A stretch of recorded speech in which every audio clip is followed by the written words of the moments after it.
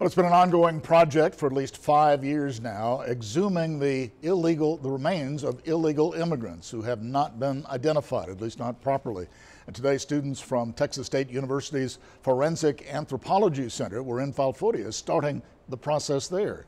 Rudy Trevino has the story. It's a very exhaustive effort.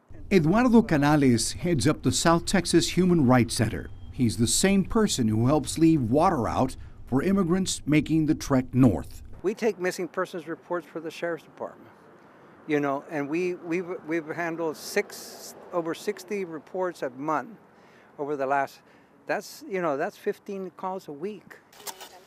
The highest number of calls about missing persons come from Mexico. Canales says the collaboration from the various organizations this time around will help create an example for other areas on how to identify the migrants who've gone missing. Brooks County becomes the model.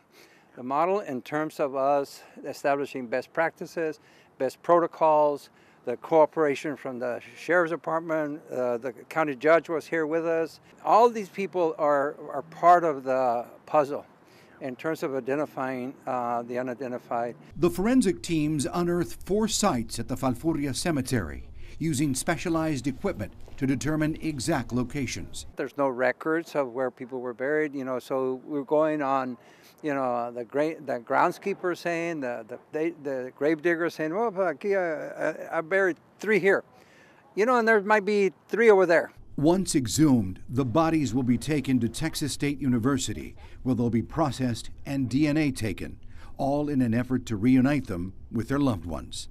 The process could take months, but as Canales says, it's the humane thing to do. Families are searching for them.